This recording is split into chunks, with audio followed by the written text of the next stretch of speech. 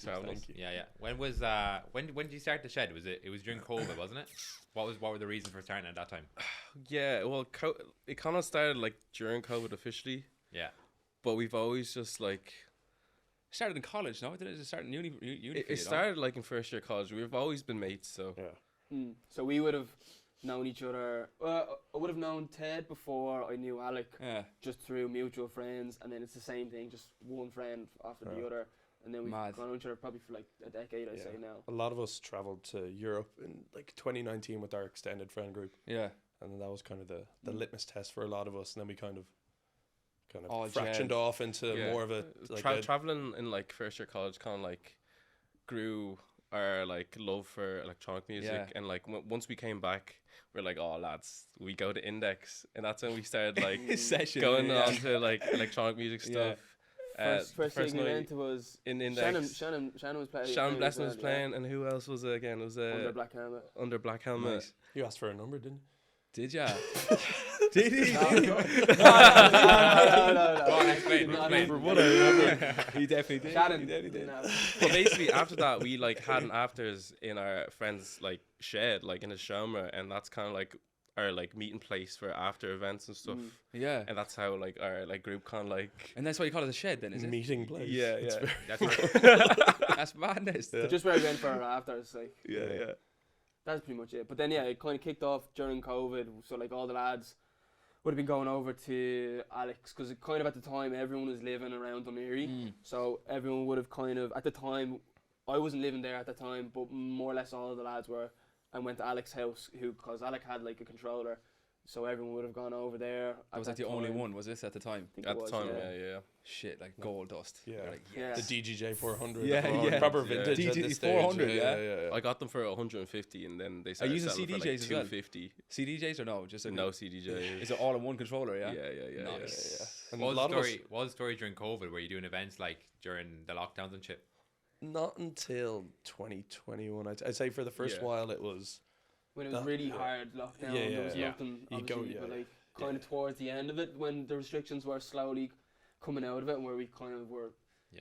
So how were there's you, a bit more leeway. how were you building the brand then before you started doing events? So basically there was no brand beforehand. Okay. We were just like going out to stuff.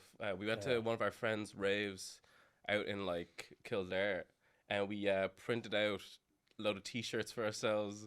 Oh yeah. Like the in-betweeners. Just kind of like a literally, uniform thing. yeah. Like, you know, whenever we go out, we're like, yeah, it's the boys. Like, And everyone was like, we had but the you was like, you're not DJs, and we was like, yeah. it had the shed on it, and then like at this rave, people were like, so what's the shed? And we were just like, we don't know. We don't even know yet. We don't know yet. Maybe like, it could be something though. Yeah. That planted the seed maybe of You need to tell us about what stories with your whole crew, boys, because I think you've got 14 people Man, listed you on have your so website. many boys, isn't it? What does that breakdown look like, and who does what? Let's say within the shed. So there's 14 people. The kind of team itself is a little smaller just because a lot of the lads have moved away now. So some people's involvement isn't as much as it would have been. So some people are traveling, things like that. But they're just because as like the brand itself kind of like the events grew a bit more frequently, and you needed to kind of like break it down just so the work is much more divided, and you know it's easier to get stuff done that way. So there's 5 managers, and then like everyone is essentially a resident DJ, things like that. So there's like social media. So Josh Aloddy would be our social media manager, Alex the director, Ted's the videographer. So took up a minute. I did the design, and then Luis is our accountant. Yeah. Aaron's like our little intern filling in right Aaron's now. been doing our secretary stuff. Yeah. So there's a huge team. Does he like that title, secretary? He likes Secretary, that. yeah. And Josh isn't social media, he's computer scientist. Computer science. Were there any conflicts between you in like the direction you want to Fucking take the hate company? him. These don't know, two I boys don't know. always Definitely kicking put off, heads, man. like- Surely. No, but like 14 boys, like 5 managers, you're all kicking off. But because everyone's such good, like that's the thing. We're having such a big team. Like everyone's got like their ideas, and everyone wants their opinion heard, and like more or less all the time, everyone's input will be put into an event. It's never like this Oh, we is the don't way like this this is idea. this is the way it's Yeah. gonna be. It's never really like that. Yeah, To yeah. some degree, if Yeah. someone like it's kind of a democracy. Like if everyone gets a vote. yeah, everyone's kind of get a vote. If There's someone no doesn't wrong agree, answers, like, you know. Yeah, exactly. Yeah, I hear you. It'll never survive if there's constant conflict of interest between everyone. So It's crazy you got that many boys and like people involved to actually have the same common goal. Like you're all like, let's fucking do this. Yeah, Like, yeah. It's madness. handy when you have a lot of them are your old mates and you grew up or you came to that scene together. So you kind of have a common interest and understanding of what it's about and it's about that. Yeah, exactly. Yeah, That's madness. It's clear from like looking at you, and you mentioned it yourself, like that you don't take yourself seriously at all with what you do. Like you don't put too much pressure on yourself or whatever. Is that something is that the way you've always approached it, or is it something you've learned? Because like a lot of people will care about what other people think, and they'll be afraid to take these leaps. Like, I think it's because it's built on a friendship, and obviously you're the most comfortable around your friends, and just because you have a few thousand followers or a few hundred people coming to your events. It's just the same. You're there to have fun, so why be putting on a front to be taking yourself seriously? yeah, I suppose just when it comes to wouldn't posting make on sense. social, people get scared and all this. But Yeah, you don't give a shit, it would obviously. feel pretty disingenuous from my point of view if you were to be, putting on a certain I kind think of manner. I think with that as well, it's like, especially when you're kind of starting up a collective or you're trying to get into it, it's quite daunting, especially if the scene itself is like so small and solidified with certain groups. So if you're trying to get in, you kind of might need to follow that status quo, like that trend of what people are doing. We were kind of lucky that we kind of kicked off within COVID, so we were kind of developing our own idea of what the kind of landscape of throwing events or parties in Dublin would have been like. So we were lucky in that sense, I think, and that's kind of how we approached being more of an approachable group or an event that doesn't necessarily like keep itself within one lane of music or style. Gotcha. I suppose. And what is the Dublin market like? If you're a new collective trying to get into it, is it very is there a clique there in Dublin? I know in Galway It's competitive. You said it. You said it before. Oversaturated. Even though it's like compared to Galway, it's big, but compared to places on the continent, it's small. See, for a lot of people out here, they wouldn't know the competition in Dublin. They wouldn't know the different types of collectives. Like Galway's very tight knit. There'd be a couple of collectives that kind of run the scene in Galway, but Galway's a small area. There must be, I don't know, hundreds in Dublin. Like that you're trying to compete. But I think, with. like you said it there, it's like it's competitive. Like, and we're touching on it earlier. Is I think a lot of people in college, they are joining like a DJ society in college, and then if they're enjoying that and they gain some traction there, once they finish college, they branch out into starting their own collective, trying to run club nights, and it's kind of like that circle. Is that what everyone's like doing? Is everyone kind of doing that college thing? They're all starting in college and they're kind of working their way through. A lot of them, yeah. Because they have sure. the DJ societies in college, which have a lot of facilities that allow them to get into it. Yeah. They don't have to pay money or anything like that. Did you all go to the same college as well? No. All different colleges, yeah? Yeah. Wow, and all merged that way. So, Ted and Stephen, you're both do a lot of the media for the Shed, don't you? How did you both get into like media production, and I suppose what different avenues did you go down there? Ted, you're like your photography, I think, are you? Yeah, I do the videos with myself, and then Matthew would do a good bit of them as well. But I think the Shed was actually a very good like outlet for me to pursue that. Like I studied film studies in college, which is more of a theory based course. It's a little bit more talking about theories of political stuff within films or philosophical stuff, which is a bit all over the place. But then during COVID, I kind of had a bit of time to pause and be like, I don't know if I want to talk about stuff as much. I want to actually make it. And the Shed was obviously a good creative outlet for me to then pursue that, and through doing sketch videos or comedy and that sort of stuff. Yeah. So How did the first video come about again? We were just hanging out and we were like, let's do a promo video and was it for D Dan, wasn't it? Yeah, I think because it was such a big event, we were like, this is a lot of money and we need to diversify our reach and how we separate ourselves from other people, especially because we weren't at the same level because that was 2 years ago or something. So I think that was as soon as that worked, we got like 600 likes for a page with around 2,000 followers at the time, and a lot of like over nearly like 20k views or something.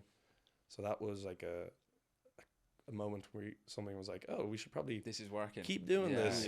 And I think that's another thing as well for like new up and coming collectives, to try and find something that's like very specific to them and unique and niche is like a really important thing. Obviously it's kind of like it is a difficult thing to figure out, but any way you can like differentiate yourself from other collectives is like miles more important than maybe booking a certain act, especially when you're starting out, or a venue for sure. And that's kind of what's been like super beneficial for us, is that we've got a good following for our kind of like sketches and comedic stuff, and that's like played into our advantage. Who's like, writing big that? time. Who's writing that stuff? I've seen the videos. They're hilarious. It's usually Hilarious. Taylor or Matthew, but like sometimes we just like Kind of get together on the spot, like, and on we the just spot. like At the brainstorm. first few would be like they take hours Yeah. to come up with like the direct idea of what we'd want, because it's everyone just inputting. Someone's got an idea here on the spot, and we'll just do it like that. But now it's much more kind of like professional. Tailored. Yeah, I got That you. is probably. I do think though that was a good way that we went about doing it. Is that you meet up in a pub for a few pints and we're like, okay, and we still do it to a degree. We're like, I have an idea for a promo video.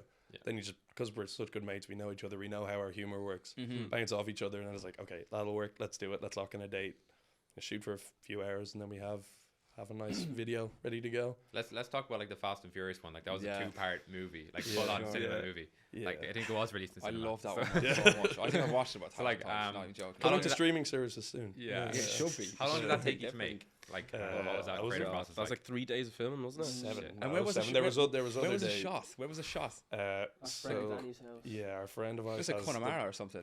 Oh, the stuff that's up in the country for the Yeah. second part. That Yeah. was up on some military road in Wicklow, was Dublin it? Mountains or something. Was Beside the Jows or Ticknock, I can't remember. But I remember we were there before I was scouting for a music video a few years ago.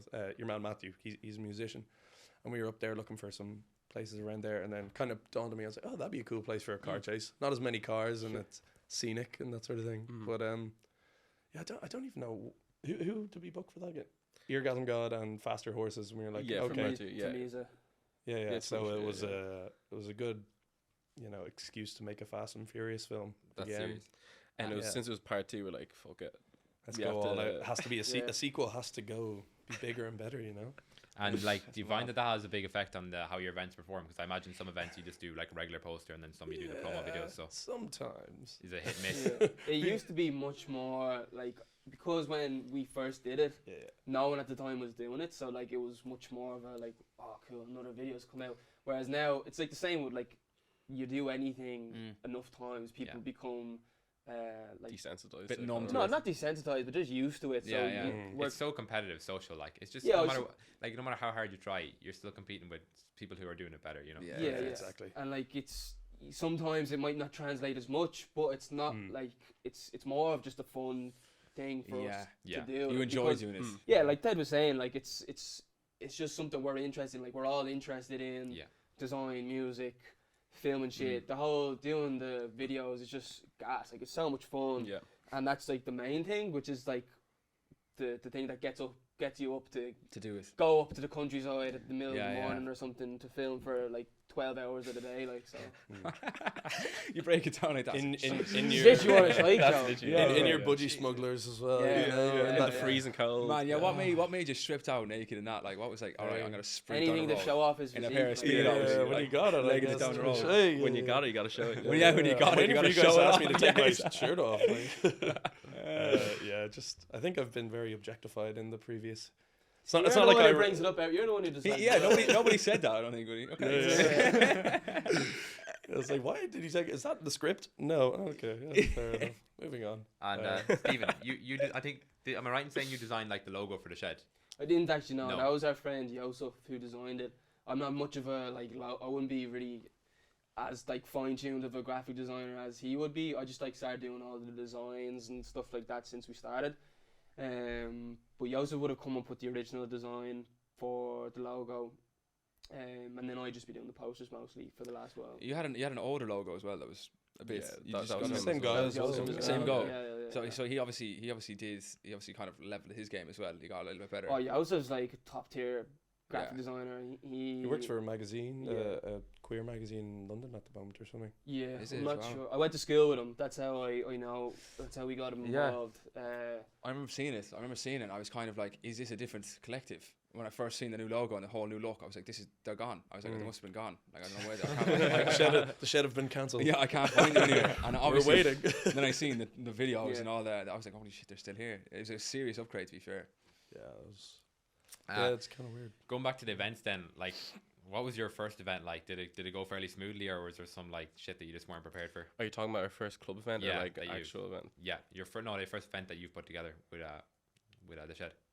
Like underground, man. Go illegal. Okay, we go on Go whatever, illegal. whatever you It want was to talk first about. one was in Glendalough. Yeah. No, it was in. No, it was in. I was in. There's this Airbnb in Knock. Hopefully, the owner of Gatekeep it, don't tell them. Yeah. Yeah, don't say nothing. Anyway, Don't it's not in Knock. It's somewhere else. Yeah, it's somewhere around this there. this big Airbnb with like a huge function room that one of our mates. He doesn't live in Ireland anymore, but he's a big logistics guy. He's good at planning stuff, and he found this place that like a huge function room. I think it's used for people who are going to visit a certain particular religious site that isn't the Knock Shrine. I remember we went there we went there during the summer, and we had a little bit of a kind of let's all get together and party during COVID, and then we went the following December, and that's when we had a full lineup of all of us playing together, like from 11 till 6 a.m. That's when like we all proper prepared for it. Like I got all the boys down. We got back to back lineups sorted, teaching everyone how to practicing DJ. the same set over and over again. Really? Wow. Brought Like a projector proper cheater. down as well Yeah. for visuals and Yeah. everything. We had like 30 people or something down as well. Yeah. And we might have climbed a massive mountain as well. Yeah. Not Crow Patrick. Not What, Crow what was Patrick, that no, feeling not like? Crow What was that feeling like to see it all come together for your first like proper event? Was it like, did you get a lot of satisfaction from that? Like, was it a difficult process? I think A lot like of satisfaction. like in essence it wasn't like a proper event. Like it was more of like a massive get together with our friends. Yeah. It's kind of like the first milestone, like where everyone's like on the decks performing in front of people for the first Like time. you did a poster for it, didn't you? Or like a set times poster. Did Or I? you did, yeah, I think you did something. And then like myself and Matthew, we would have like put together a 90-minute visuals set, just like downloading clips from films and like loads of trippy visuals and overlaying them and stuff like that. And then everyone obviously got to DJ, and so it was our It first was a good run through, wasn't it? yeah, For everyone. it was an event in terms of like planning visuals, and like The first kind of DJing. like proper club night or proper event would have been the one in Glendalough though. yeah. So we like one night, 21. It was the following summer, yeah. The following summer Summer, we found this little location on a stream. Was it like?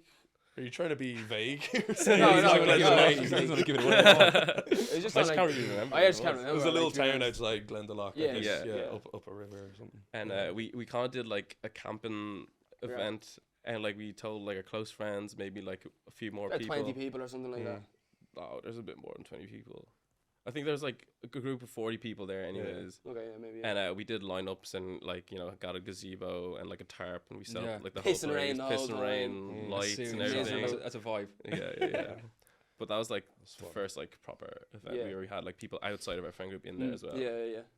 Have you had any moments where you're like, oh shit, like we've done something, we've messed up here, like at an event, like with sound and light or anything like that? Has anything Definitely. happened? One of The the Hoth Hoth raves. rave. The Hoth oh, rave. Jesus First Hoth rave. Christ. Was like super good. Like, don't get me wrong, like so much fun. But then eventually there was a point where it was like loads of people were turning up, and we're like, fuck, like this. Something goes wrong. If anything were to happen, like there's no like action we can take as like If someone got injured or 6 something, lads. yeah. Call the you know, cops. 200 Yeah, people. what you do there? So there was just moments where you're just kind of like shit. Like it's kind of in the hands of The people. life. Like Yeah, the people. Like it's whatever's gonna happen is gonna happen. Trust in the rave, bro. Luckily nothing Fingers happened. Like crossed. it was grand. Yeah. But that was a moment where I was like shit. Like Was it just too many people or what?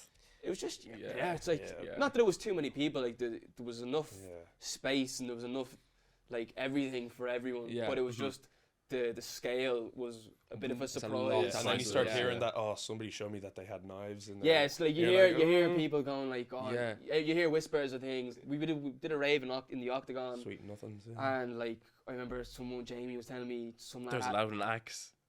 some lad had an axe walking around, An axe, yeah. or a machete or something were like, like, what? that. It was probably just some guy dressed up like Thor or something. Just Yeah. getting confused with it. You didn't see the axe, or no, you didn't. No, I saw the axe. Oh, You did saw the you? axe? You I actually did. actually did Okay, see the never axe. mind. Did you see an axe? It's because like they're like lads from Bray, and someone was like staring on them, and like he whipped out the axe. But thankfully, I knew one of his mates, and I was like, "Bro, so he brought your him. mate has an axe out." And then he's like, "Oh, don't worry, I got this." And he's like, told him to put it away and stuff. I was like, "Jesus, man! Don't like, bring why an the axe fuck to you a bring rave. an axe to a rave?" Like, Yeah. That is as much as the rave scene is fun. There is always that kind of liminal space of not knowing. Things Yeah, could go it's like- either really right or something could potentially go really wrong. And it's all about vetting. Like, you need the right We people. didn't do there. any vetting though. no. We did one that It's just the almost word of went mouth quite gets wrong. This was after we had started our first, or was it before the one that we did in? When we did our first club night, that was still during COVID when there was limited club availability. So we did it from 8 p.m. till midnight, and then during Christmas everything shut down again. I think then we did another one in a warehouse with the collective who we won't mention. But that was pretty messy just because the guards kept on showing up every 20 minutes. They'd have to turn off the music and people weren't allowed to leave because they didn't want to get the spotted or spoiled or whatever. Yeah, yeah. But that Is it difficult when you're approaching venues, like to convince them to let you play? Like obviously certain venues are known for certain types of music, like, but have you approached venues where they're like, no? Or is that I think any venue that thinks you're going to fill up a room will take you, like. Initially at the start though, we were declined a few like bookings. Yeah. But I think that's just because we weren't really like, we were fairly new to the scene and just like, we can't guarantee like ticket sales and stuff. They didn't know about us, so. Yeah, that's fair enough. That's normal. But now like we actually have a good connection with most of the clubs, so like it'll be grand. Yeah, that makes Are sense. you still running the illegal events and stuff like that, the underground ones? We haven't. Been a while. They're not illegal. Oh, they can answer this. They can answer this for sure. Of course. Oh, you can answer what you want. They can answer this. We haven't in a while. Like we were thinking of maybe doing one soon. Since the last one we did at the Octagon, no, actually no, we did one in May before Melt, wasn't it? Yeah, we did a second one of the. Yeah, we haven't done one since. The first time we went. Yeah. So or second, yeah. Is it inner city? Are you doing any inner city ones? No, they'd be like on the outskirts usually. Really? The spaces that we know of anyway, they're all suburban areas. Suburban, yeah. We're suburbanites, yeah. Or just they're known. They're known. Like that's the other thing for us anyway. Is like a lack of knowledge or spaces that are available. Don't want to keep going back to the same place over and over again. Trying to find something original and new is like, to me at least anyway, is like what I'd want. You'd want a new experience every time you go somewhere. Yeah, it's also good to avoid any confrontation with the police or something like that. Keep the location new. We did have one get shut down in Hoth. It was that was our third one, right? And we're kind of like relaxed about it. Like, oh, this is the third one. It's grand. We kind of got set up and just didn't do a sound check or anything. And apparently, like, it was just being heard throughout the whole town. We just didn't know. Like, it's also just like you can't control people coming to the event, to the spots. Like, it's you tell people as much as possible to be quiet. Yeah, like be quiet or be as conspicuous as you can. Yeah, you think to be respectful, but more. Yeah, but like, it's what are you gonna do? Like, it's just the way it is. Of course. And that's what eventually, I suppose, got guards called to the venue. They were saying, but they were super nice. Yeah, they were super turn nice, off the music. Like, we'll give you an hour to set. Sure, there was only 2 guards and like 150 people. Like, there's more of us. We can take them. I'm not threatening any law enforcement officers on this podcast, I swear. You've obviously worked with like a lot of big artists throughout all the events you've done. Is there a favorite? Have you got like a favorite event, E.G.? Is there any event that stands out as like that was sick? Ooh. MCRT with MCRT the lounge. Probably, That was lounge. They're the collective that one of them is part of our management group, our secretary. The Daria gig was super fun. Daria was good as super well, fun. Yeah, that's brilliant. So when did you start DJing, Ichi? During lockdown. Is that only since as recent as then? See, I kind of like got my decks right before lockdown started, and I was like kind of interested in starting to learn it.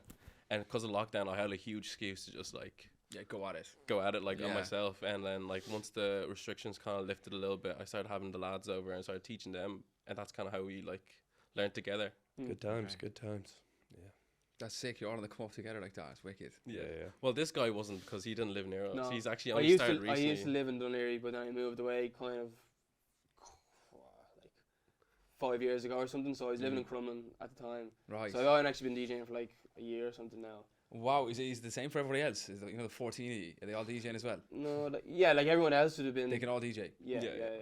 So you have them all in the carts. Would you have them on like every night, going back to backs? Not every night. Like we try and like rotate it. Do a rotation and like even out all like the slots to everyone. Because you do a lot of back to backs, don't you? You like to go back to back like a fair bit. I've seen that. To fit everyone in, like to be as fair as possible. Yeah, that does make sense. Yeah, we do have a big. How do you like control the energy of the crowd, like when you're playing? Like how if you're doing a long set, like how do you do that? Giddy up, what the fuck? Standing on the CDJs, screaming, take your top off. Well, with this fella, he'd love taking his top off. You kind of have to. It depends on the night. I would say that's his brand. Is it? That's signature move, right? pretty much. I sweat a lot, and as soon as if I'm up there for more than 20 minutes, I'm like, right, take that off. That's in my way. 100%. No, in terms of controlling the energy, I don't know. It depends on the night. What kind of vibes? Because a lot of like when we're doing residence nights where we'll be playing the whole thing rather than supporting people, then you have more of a chance to really show what you're doing. But a lot of time then we're also supporting, so we're trying to accommodate. You're collabing with a lot of other like collectives as well, aren't you? Would you merge with them a lot? And have you done the index at all? No, we haven't done index. Is that next on the book? So hopefully. Yeah, look at that. You look directly in that camera. We'd like to 100%. Yeah, of course. In the old index, where it used to be up until a year ago. We've done some events in here now, which was great. Like that was like the biggest venue we've ever put an event on. What's the capacity of that? It's like 1,000. 1,000. That's nice. Yeah. Okay. And you produce your own music as well, right? Or do you all produce? Me, Alec. I produce a little bit, not too much. This guy's been on his grind a little bit. Matthew, who's Chameleon. Facts on Facts was Josh. Oh yeah. So a lot of lads, a lot of lads are in it. Sharky, Arzo, fucking Jesse as well. Like everyone's kind of a lot of lads are like very much interested in it. And yeah, it's been grinding on it for. Are they releasing stuff? Are they releasing stuff at all? Yeah, like Matthew, Alec, Josh. Yeah, but everyone's released music. Yeah. Like Matthew's everyone's track songs. nearly has like 1 million streams on our Soundcloud. No now. way. Yeah, it's like Is that with the Shed as well? Yeah, it's Unreal. like treating it as a label. Unreal. How many of your tracks would be like originals, and how many would be remixes? And like, what's that kind of split? Mashups. These lads are all bootleg kings, like bootleg city, baby. That's the thing, like. I suppose like Matthew, Josh, myself, and Aaron. Like Aaron's part of a duo with the other founder of the lounge, Tosh. They've like started putting out their own music as well. But yeah, I suppose like I think as well like the bootleg kind of genre is like super popular in Ireland. Like a lot of people are massive, doing it at the moment. Like those SoundCloud bootlegs. Yeah, and they're fucking great. Like some of them are class. Class. You know, the Melancholy Hills, like Alec and Matthew's song Melancholy Hills done super well, and Josh has got a lot of great bootlegs, like one of Katy Perry and fucking Amy Winehouse, like mad things like you never think of. So This guy's talking smack. That's the What? wrong Is it? person. what? Amy That Winehouse? doesn't matter. Oh yeah. Amy Get your Winehouse. facts right, bro. Am I wrong there? I think you are right. Yeah, you're thinking of accents. Anyway, you know what I mean. Anyway, Oh, yeah. it was, yeah. He plays it all the time anyway. What's the feeling like of playing your own track at a gig? Is it like compared to playing, let's say, a mainstream track? Is there? Have you done that? Yeah. Whenever, like, sometimes when I close a set, I would whip out on Melancholy Hill, and it's always a great moment whenever Matthew's there too, and like whenever the crowd's into it too. You're just like buzzing. You're proud of it, like you know, it's like a lot of emotion too. So of course, it fills you, doesn't it? You're like, I'm a Barbie girl in a Barbie world. Super going at it. literally. Yeah, Like, what would you say is the most difficult part about producing? Like, is it just the sheer cost involved in like, you know, getting the right samples and like studio time if you need it? Would that be it, or is it? Do you just prefer DJing? At the moment, I'm preferring a bit of DJing. Yeah, Some just like people do hunting lean towards tracks and providing like the vibe for other people. It's like you know, exactly. Providing the sound for people, you can't really beat that. You know what I mean? Yeah. Like making people feel rewarded, just dancing their ass off, and you know that you're in control of that feeling. It's quite a feeling. Production is a bit more like you kind of just isolate yourself. Yeah. Well, you can talk about it a bit more, can't you? Well, I'd say like the hardest thing, like, for me anyway, is like actually just finishing a song. Yeah, of like course. it's easy. Like anyone can make. You can start one. Anyone can like start a Yeah. 4-bar loop and you've got something there. But it's like trying to actually construct a song that I find like the hardest part. Because like I've only been producing for like a year or something now, so I'm still learning a lot myself. But like I'm sure Matthew or Josh would say the same thing. It's like, you know, trying to actually finish a song takes time. Obviously, some people are way more equipped to do it in like a day or something. They're like obviously super, and like Matthew and Josh are super talented producers, as well as the other lads. But that's like just the bit that I think is the most difficult is like actually starting something and finishing it, like being consistent. Like that is a key, I'd say, to being like a good persistent producer. Like you're right. 100%. Have there been moments where you've like just wanted to quit, where it's like this just not worth it? It's too hard. For in terms like of your producing. Not Or not in yet. terms of the shed, has there Yeah, been you'd say the shed. any critical moments in the shed? When an event maybe doesn't do as well as you think, and you put a load of effort into it. That's the thing, isn't That's it? it's Sisyphus But pushing the thing the is, like, we stone kind up of the still, hill. You know, we still kind of keep pushing because we just love what we do, and we're in It's it for not the about music. it's not about making money or anything like that. It's just purely out of like of course we'd like to get paid more, like everyone wants to get paid for the more, culture, like, man, for the culture. But, like, it is for the culture. It is. There was a lot of lessons were learned in the first year anyway about money in general. Like at the first year we would have paid ourselves not like lots of maybe 50 quid for a night out for one of the events or something, put in the Did we? Somebody taken from the vault. you put that back in the vault? Have you taken some? Yeah. We used to do that. If you would like a physical safe with cash in it. If you would put a lot of work into an event, you might get some money for the night of the event or something like that. But we don't pay ourselves anything now unless you're actually playing the event itself. When you look at like big companies that started out, a lot of them never paid themselves for the first 10 years, and then within our first few months, because we were doing well, we had the college grade connection, we're all getting a good bit of money. In retrospect, not the wisest choice, but we move. I think a lot of people, like people who are going to the events, they see a couple hundred people there and they probably think you're making a fortune at whatever 10-15 euro ticket, but there's actually so many costs involved. Can you just break down what that looks like and like what you actually have to fork out, let's say, like sound and light and whatnot? Yeah, it depends. Like usually, most of our cost goes to like the DJs, and then their like booking fees. Then you have to pay for their hotels, flights, travel. If it's an international food. gig, like the break-even point is way higher. Yeah, and then like we have like additional costs like for the writer, the posters, the promotion, like all miscellaneous things, like paying for the your ads. time as well that you probably don't even account for. We don't pay for that's not. You don't get paid for that. Like no, you don't. But I mean, it takes a lot. Like a yeah, lot of of course. What would have been our most expensive gig? Yeah. In terms of, I'm actually curious. Before any money was made, like what was? It probably would have been Daria. How much was? 100% Daria. Not obviously we did a co-pro with that, but I'm curious as to what was the final. For ourselves. One, yeah. How much did it cost in total to put that on? Like upwards of 10. I'm not the money guy. I wouldn't be saying it, to be honest. I wouldn't be saying it. Because DJ, the booking for the DJ was the most expensive part. Was that like the bit that was taking the most money? Yeah, usually. Yeah, of course. But then it also depends on what like venue you're in too, and like how much that costs per night. God, then you're paying hotel fees and everything. Yeah, it all adds up. Like in the end, it all adds up. So. Especially if it's like a busy weekend, like the hotels be more expensive as well, and flights too. And are you renting gear when you're for these events? Depends on the venue. It depends on the venue too. Yeah. For here now, you have to rent them out. The club would rent them out though, not us. Yeah. Like we've never, unless we're doing the raves or something.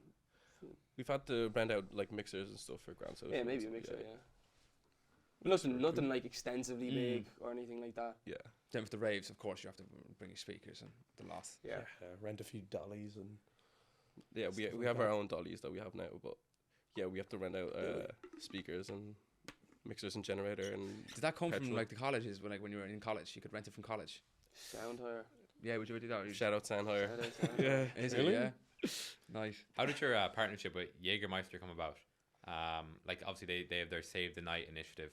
So like, can you explain a bit about what that is and why they reached out to you? So it was like a few months ago or something. A few months ago, I think a friend of ours, Rory, reached out to us, Rory was working for a marketing company who Jägermeister was a client for. They reached out to us to be the. Well, initially they had like two collectives in mind, and we were one of them, and they chose us for our page and our website, and they thought it just looked a little bit more professional, and they decided to go with us, thankfully. But Rory was the guy who initially put our name in for Jägermeister. Yeah, I imagine your website had a big effect because like not many collectives have a website, but yours is like a proper website. Like it's all up to date and shit. So like who built that and how did that come about? That was Josh. That was all Josh. Social media manager, computer scientist. Yeah. Man behind the man screen. in the chair. Yeah, man in the chair. Yeah, that probably worked in your favor with Jägermeister for sure. Yeah, it does definitely help. Dr. Xavier. Yeah. That was an interesting experience It was for sure. Yeah, it was super fun. Like a lot learned. I think the whole overall experience, there was like some ups. There was plenty of ups and downs. I think when we first were brought the idea, it was like, wow, like class. Like if big brand like Jägermeister wants to do an event, super cool. And then obviously like through the whole like duration of the promotion, it like super professional, like really good insight in how these like sponsored events run. But there was kind of like a lot of like limitations in terms of our creative output of what would have been done on the event, just because like like our promotional videos, like there's not much of a fucking like restriction on what we'd put out there. So sometimes the ideas we might have come out with to promote the show would have been met with a good bit of restriction. Yeah. Of course, because it's like it's a brand. It's a big brand. It's an doesn't alcohol have their brand. Like, ideology and stuff. Yeah, so that was a little frustrating, but other than that, it was like it was super fun. We got to like design the whole venue with Archetype. archetype. Yeah. Like did. Yeah. It says a lot about your Actually, brand too, and I suppose going forward when you're chatting with other people, you have that on your resume now that you've worked with a massive brand like Absolutely, Jägermeister. yeah. It's a huge one. Huge milestone. Straight on my LinkedIn. Jägermeister. I was the 100%. brains behind it Yeah. all. Huh? Made LinkedIn. CEO Yeah. of Jägermeister. It is it was kind of weird just because we were getting hired for our image and how we presented ourselves, but then because of the corporate restrictions in terms of how they have to present things, it would almost felt like contradicting why they chose us, because they liked how we presented ourselves, but then we couldn't do it to a certain And degree. it's funny, like Wow. I think It was like the promotion was kind of like about our story and stuff, but then it was kind of like limited of what we could say about our own story. Like so right it's now kinda we're talking like, about the raves. Like during that, they're like saying nothing illegal, or like not even alluding to like people being during COVID intoxicated and stuff. at an event or something like that, Yeah, because yeah. it's an alcohol event and they have to have the Which drink is aware, drink responsibly. There can't be any suggestions towards drunkenly Oh wow, behavior. that's limited. which is big hard, time. like which was hard for us, and like that's Good learning why curve though. we were like, when the whole thing was going on, we were like, fuck's sake, like this is not what we had thought would have been the case, and like it was felt like not. It didn't feel very genuine. Might have not felt as genuine of course. for us, because it's like we're not. Like, You're not being real at all. yeah, it's like it wasn't a Yeah. part of, it wasn't like what we wanted necessarily. Maybe like, don't get me wrong, like the whole thing was great. Great Like, it experience, wasn't. yeah. I'm not faulting the opportunity that we had, but just out of complete transparency, that's just kind of how I'd say everyone kind of felt like. Yeah, wow, Yeah. such a shame. Yeah, you were talking about earlier that you've spent some time in Berlin, which is obviously like the capital of like techno and electronic music. How does that compare to like the Irish scene now? It's way better. Yeah. It's just way better. Simple. Yeah. It's different though. I mean, like the crowds themselves. I feel like in Berlin, like they're a nation that has gone through so much changes in since the fall of the wall. Like the techno scene definitely came about a lot through the reunification of the city, and so that is kind of shown through their music. It's a lot darker. It's a lot more like Expressive in your face. as well. Yeah. Yeah. It like people take it a little bit more seriously because it's a cultural. It's yeah. very important to their culture. I think for people from that time, and now because it's become a cultural like sort of part of that city itself in particular, it's like a lot more serious, and the crowds are a little bit more. Not that they're not open, of course they are, but they're a little bit more Grungy. yeah. Whereas Ireland, people in the crowds are just a lot of the time they're getting fucked up, and they don't care as much about the music, but they're just there to have a good time. It's I think that's and Which is fair enough. Like that's the culture. And different cultures. Yeah. That's the way it is. Like No, Would no the drinking one is culture be as big over there? I mean, like you Or can they drink just- there when you're 16, and like people are always right. drinking. Like Jesus. it's like a cultural thing that like people are on the train home from work, and they just have like have a beer in Then their maybe hand. they're more responsible because Yeah, that's the thing. It's Yeah. not as less Catholic guilt maybe or something something like that. Yeah. Less restricted. So they're. I was gonna That's say, the have you ever games. seen at any of your events, nobody's like gotten close to an overdose? No. You ever experienced anything like that? I've heard oh, at the raves. Yeah, at the Your raves. man who was in the chair. Come here, the man. man in the, The man in the chair. chair. The man in the God, chair. there was this guy. There was this We guy pop at one up of on the screen raves. and we got a photo. Yeah, you got a picture. I know of what he that looks pop up like. on I know. There What was a chair? Why in What one of the chair? camping Yeah. chairs. Wh- Do you remember where your was man? He was like, I was in a camping chair with slobbering me. on. Someone I know. Was this at a rave? Yeah. well, for one, Alec had got his COVID shot, so he was in bits, so he was Oh, I like, remember sitting that. down. Yeah, and yeah, everything. hilarious, yeah. But there was one guy who was absolutely off his tits, like, and he was in the chair, like, Yeah. like this the whole time. Just monging out in the chair. Just like drooling all over the place, and everyone was kind of circling around and being like, "Oh, he's fucked up. Like he needs to get to the hospital." Yeah. He's fine after an hour or two. that was the closest, yeah. I think I'd say people so, are yeah. responsible enough. Obviously, they. But that's the thing. That was like during COVID or like near the end of COVID. So like people aren't used to like going out and like knowing their own like pace or pushing anything. the boats out too That's far. typical Irish though, like, you know. Yeah. I don't know. It's like it's everyone, you know. You push yourself to your limits, I suppose. Of course, yeah. Always. Is Never it, in yeah? full send all the time. Every All day, the time, baby, baby. No all absence. sense. Yeah. No, definitely nothing with overdose. But at our events, it's like when you think an event has gone really well, and then Monday morning you get a text from someone and be like, "Hey, I got spiked" or something like that. When you hear that shit happening at events, you're like, who goes to events and like needle spikes or does any of that shit? Is just That was like some of that was the a big thing. I remember. especially after COVID, it seems to be Yeah. happening a lot. Yeah. People getting needle spiked, like fucking Wow. terrible. I don't know if that's a problem up here. No, I heard Or- about that. I've heard Yeah. about it everywhere, man. Same in London as well. Yeah, you just wonder, Everywhere. like, because especially even when it's like a small event, there's only 200 people there. Yeah. Like, what? Like who did we let in that? Yeah, Like, you wouldn't be able to pick them out in the that's, crowd. Like, that's the thing. it's Yeah, hard, yeah, like, yeah. yeah. Yeah, You'd never so know who weird. that person was. No, You'd never know. You could go digging, you could go thinking in your head, you'd never find out. Yeah, exactly. it's weird. Unless you had CCTV going about. Yeah, but like if there were to be a job of security, like it's And that's Yeah. the thing as well. Like the fucking security in the clubs, like it's not great. Like it's and not that like I'm not saying that we need tighter security necessarily. Like, but a lot of the clubs there's not. It's you get. That's it, like, you know, you're in. padded, you're in. you Yeah. get that or you get way too much. Yeah, Or- you get or they don't the like opposite you. way. Yeah. Bit of sack. Yeah. That's it. Not tonight, bud. Not tonight. Yeah. Yeah. That's one good thing about being involved in nights is you get in everywhere. Which is great. Yeah. To a degree. Yeah. Well, our own shows, yeah. Yeah. It's like, yeah. don't get in anywhere else. Yeah, definitely not. What are your goals for the Shed lads? Like, have you anything planned for the next few years, or anything you want to take off the bucket list? Well, I always say we'd love to open our own club. Like that would That'd be be next class. level. That'd be That'd be next really level. cool. That's a pipe dream, though. Yeah. Open up our own shed, like. Open up our own shed. Yeah. Yeah. That's definitely not unattainable. Do you know what I mean? Yeah. Yeah. 100%. I think the more we're going deeper into it, I think, well, from my perspective anyway, I think for ourselves, because we're putting a lot of work into it, you're not going to make money from doing the events.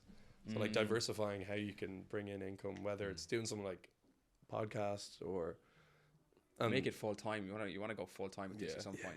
Absolutely. Or like transitioning more of our Soundcloud into a label, which kind of pretty much already is, you know. I suppose as well as like with the group itself, because it's so big and everyone inputs in so many different ways. Everyone's got like their own ambitions, so it's like people are wanting to move away or pursue a career in something else. So with people moving away, it's kind of gonna break the kind of like the circus, the strength of the the group.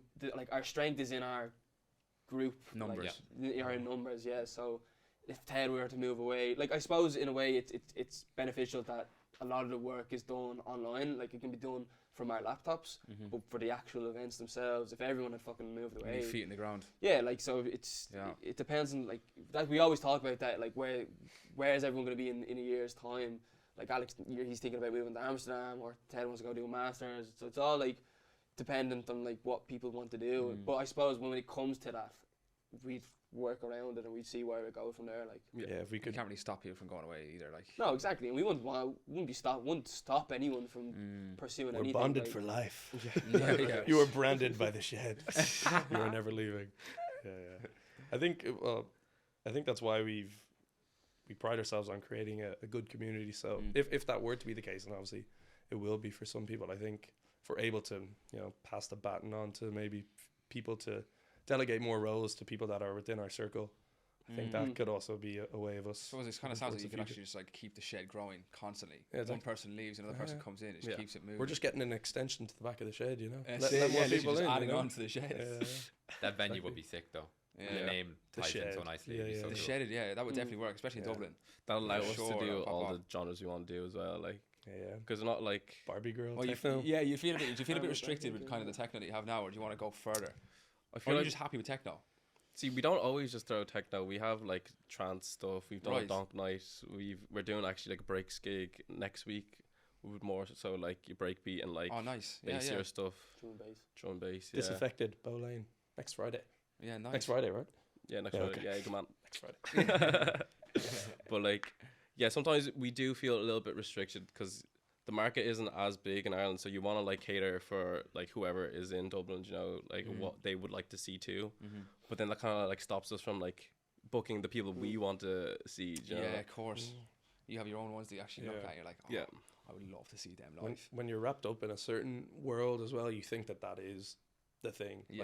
Like hard groove, for example, because we have a lot of people that are involved in like or seem to be liking that. We're like, okay, well, let's book this DJ, and then you see like a sold out show in Index because with like some tech house DJ, and you're like, oh, like where do these people come from? Like why why are people going to that and then not as many to like a apparently niche DJ that a lot of people seem to like, but obviously not as much as we would have thought maybe. Yeah, you found a good market though, considering techno is loved in Ireland. Yeah, loved. You know. Yeah. Absolutely. Yeah. Is there anything else you want to ask the lads? I think I'm pretty good. Is there anything else you want to add about the shed at all that you want the cameras Or to hear? where can people find you? Anything you want to mention? Anything you want to shout out? Yeah, websites and all that, boys, as well. Anything. If there's any designers out there, we're now looking because this guy's done. No, I'm joking. Videographers, resident DJs. please, somebody fire me. I don't know why I even did Anyone this podcast. who wants to I fucking invest hate a this bit of shit. money, take it on. Yeah. Investors, yeah, jeez. Yes. Yeah. That's what I'm Shark working Tank. Dragons Den. Shark Tank.